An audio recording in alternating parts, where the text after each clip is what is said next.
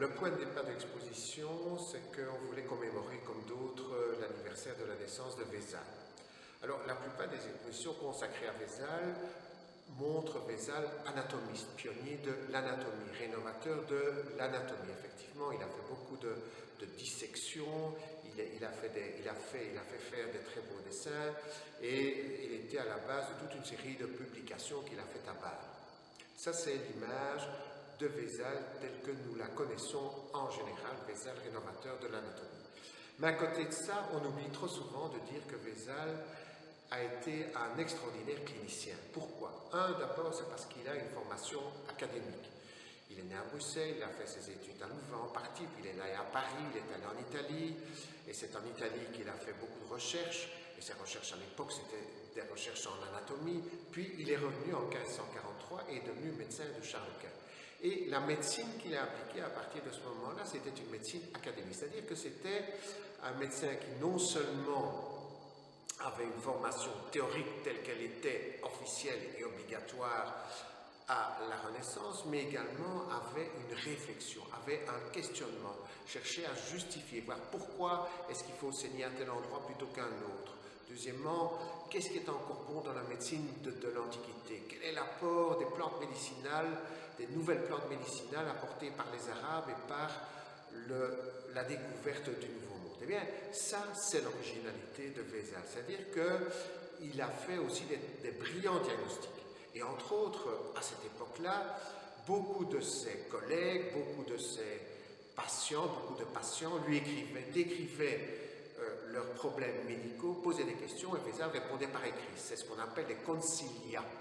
Et ce sont ces concilia que nous avons pu traduire et analyser et voir un petit peu quelle était l'attitude de Vézal dans des cas particuliers. Et personnellement, j'étais impressionné par un diagnostic, par exemple, d'un anévrisme de l'aorte que Vézal a fait sur la base d'une masse pulsatile au niveau du dos.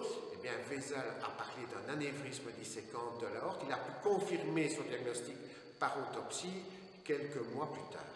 Et donc ça, c'est, je trouve, le génie de Vézal.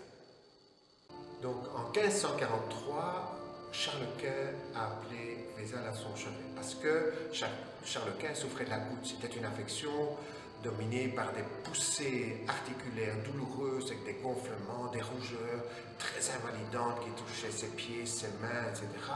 et qui l'empêchaient même parfois de poursuivre des campagnes militaires.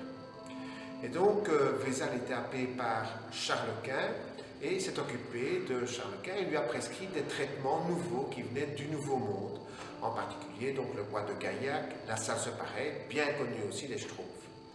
Et donc, mais bien entendu, les traitements de Vézal étaient relativement peu efficaces et probablement aussi que la goutte de Charles Quint a été extrêmement invalidante parce que Charles Quint a dû finir par abdiquer suite à l'invalidité liée à son affection rhumatismale. Alors maintenant, actuellement, on peut soigner de manière remarquable la goutte et donc on pourrait dire que si Charles Quint avait vécu en 2015, eh bien, il n'aurait pas dû abdiquer, ça aurait peut-être changé la face du monde. Lors de la Révolution espagnole, à la moitié du XIXe siècle, les révolutionnaires ont exhumé, ont sorti le cadavre de Charles Quint de son cercueil et apparemment il était dans un état de conservation excellent, même étonnamment excellent, donc 300-400 ans plus tard. Et donc, des artistes ont représenté la momie de Charles Quint, et puis, après la Révolution, la momie était replacée dans le cercueil, et donc, depuis lors, plus personne n'a pu avoir accès à la momie.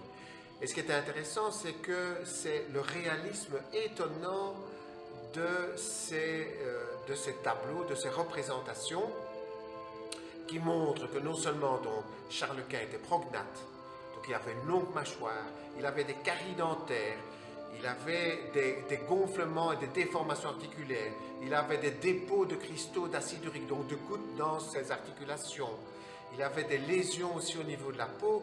Tout ça un peu résume la situation médicale de Charles Quint qui a souffert de toute une série de maladies avant de décéder, et notamment d'une goutte qui était particulièrement invalidante et qui était à l'origine de son abdication.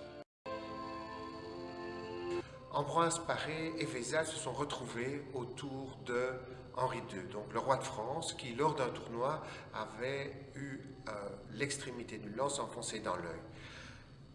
Henri II s'est relevé, et puis en titubant, il a regagné sa chambre, et puis il est tombé dans le coma. Alors, comme on ne savait pas quoi faire, on a appelé Vézal et Ambroise Paré pour le soigner. Mais comme c'était le roi de France, nos deux grands médecins n'ont pas osé utiliser des techniques relativement invasives ou à risque comme la trépanation. Par contre, l'équipe médicale autour de Paré et de Vézal a essayé, pour essayer de bien comprendre, de voir un peu ce qu'il fallait faire. Ils ont pris des prisonniers et ils ont essayé de reproduire l'accident en enfonçant des fers de lance dans l'œil de prisonnier pour voir un peu ce qui se passait. Alors malheureusement, donc Henri II n'a pas évolué confortablement, n'a pas évolué convenablement, il s'est infecté et il est décédé un petit peu plus tard.